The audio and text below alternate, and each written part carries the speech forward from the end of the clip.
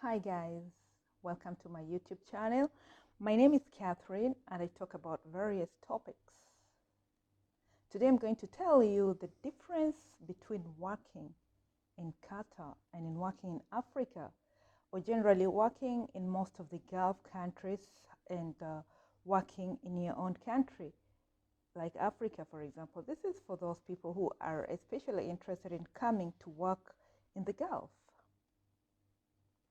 Number one, government versus private.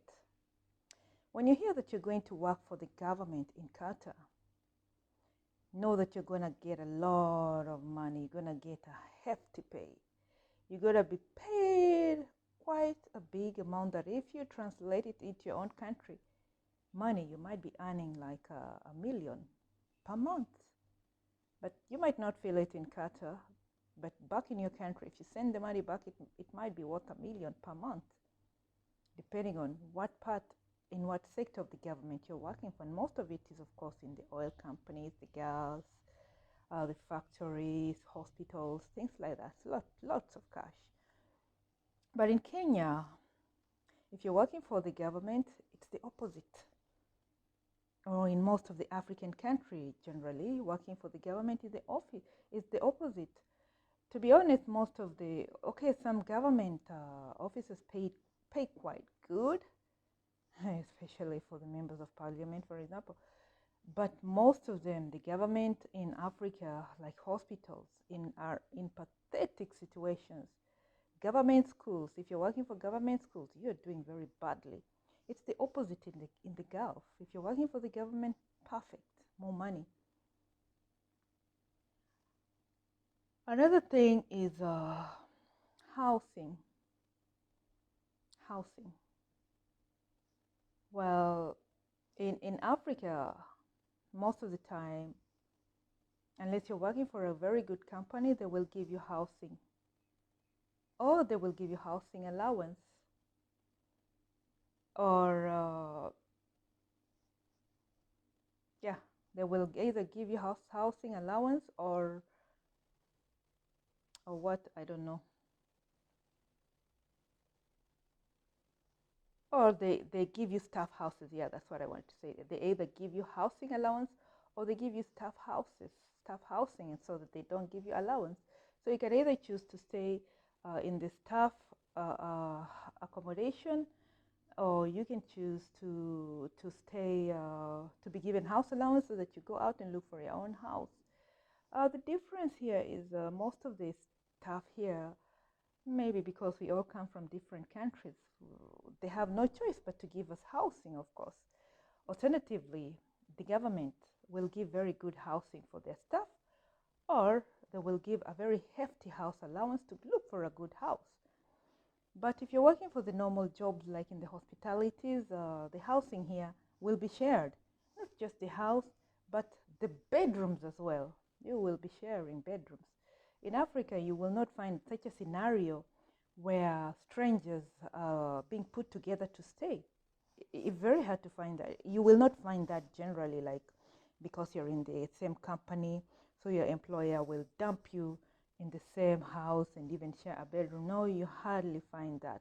Either they will give you an allowance and then you get your own house, or they will provide you staff accommodation and you stay there, but don't get allowance, which has more privacy than in the Gulf. And then we have medicals.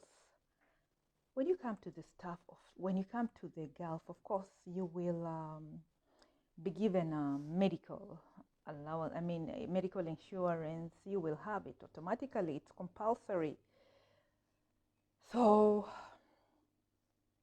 whenever you arrive in the country, or you will go for a medical examination, and if you're found with various diseases that are contagious, like HIV or tuberculosis, anything that is contagious and cannot be cured or something of the sort, you will fail your medicals and you will not be able to work in the Gulf countries. They will send you back home. But in Africa, You don't need to go for medical unless maybe you're going for some various jobs that might need medical certificates. But not all jobs require that, like in the Gulf. You apply for any job, you go for it. They will not ask for your medical certificates or anything like that.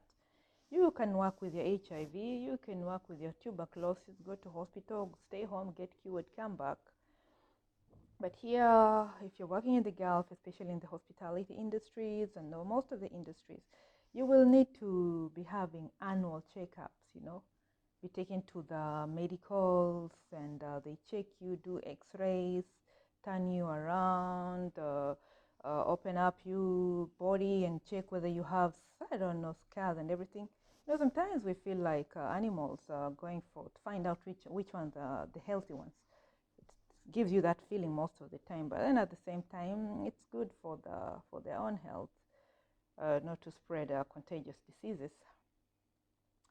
And then we have the difference here is transportation also.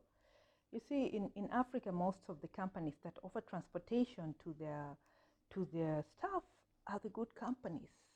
The private companies like UN, UNICEF, all these you things, United something, such nice companies, or maybe international schools and private schools. All this way will offer transportation to their employees. Now, here is the opposite. Those of us working in not very good, not government premises, as in I said, government pay more than private or more than hospitality. Here is the opposite.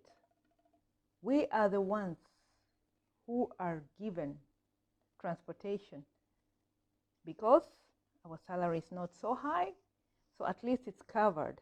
You don't have to pay your taxes to go to work. It will be given to you. So that compensates for it. So that's the opposite.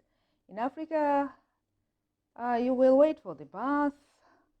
You will wait for, or you will have your car, things like that. Here you can also get your car if you have a very good salary, or if you just want to show off bad salary but you have a car. It happens like that sometimes. Also, transportation here is not easy like in Africa, where the moment you stand at the bus stop, there are so many vehicles waiting for you to jump in. Choose one. The touts will struggle to get the customer, or sometimes even pull you in. Here is the opposite. If you're using the means of transportation like public means, wow, you're gonna stay for long at the bus stop because they have timings. Like every 30 minutes, there will be a bus. Every 20 minutes, there will be a bus. So it's better you have your own, you have the schedule of the bus so that you don't stand at the bus stop for so long. You can stand there for an hour just waiting for the bus, and you can imagine with this weather that goes up to 50 degrees sometimes. It's pathetic. So you need to plan yourself on the side of transportation. And then in the Gulf, you will not be given retirement benefit. So you have to sort yourself out. Sort yourself out. Don't think that they're saving the retirement benefit for you. You have to arrange yourself. You will be given your salary. It will not be taxed. So it's up to you to sort yourself out. You need to save or invest for your retirement. Otherwise, you're done. In Africa, all the companies, at least they deduct some retirement benefits, things like that. Give it for you. Then when you retire, you will get it. Here, once you finish your work, you go back to your country. Then we have job transfers. In Africa, when you're fed up of your present job, just apply for a new one. Of course, it's not easy to get jobs these days, but you can still get a job if you have good qualifications or you have good connections. Apply for a new job. Just give a notice to another job, to your company, depending on how many months of notice you're supposed to give. Move on to the next job. Here, because of the kafala system, as it's called, you just don't leave your present job that brought you to the Gulf just like that. it is a journey because of this so-called kafala system. It's like, you cannot just leave me like that, and I've paid your ticket, I've paid your accommodation, I've paid your medical, and you just think you will just leave me like that? That's how the kafala system sounds like. So initially, the kafala system was like, you have to get a NOC letter, which allows you to move to the next job. That means you have gone through so many steps before you get that NOC letter. I don't even remember what it means, NOC. Okay, I think it's because you can go ahead and get another job. They call it NOC. So it takes a process also. It's not like you get another job, then go to your manager and he gives you NOC. No, it's a big process. It goes through the sponsors. The sponsors are the people who own the company, and so they provide for the staff everything. And so you being part of their property, they just cannot give you away like that. You need permission. Well, it said that the NOC is no longer existing, but to be honest, it came in another form. Now the NOC comes online.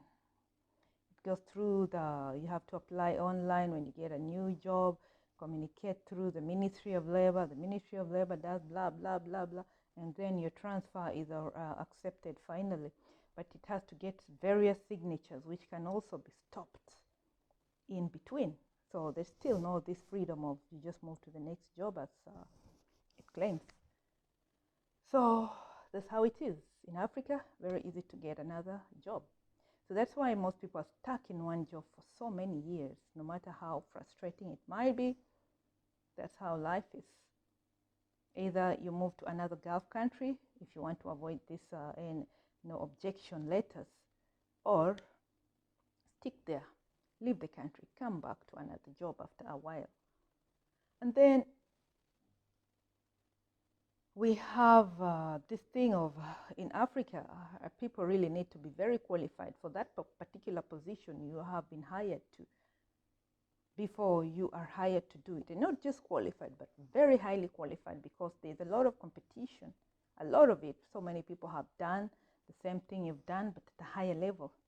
But here, especially in hospitality industries like hotels, food outlets, recreational parks, you don't need people who have even gone to study this. Of course, when you're working in hospitality industry, you need to have done like hospitality course in some university or college. But here, anyone can do it.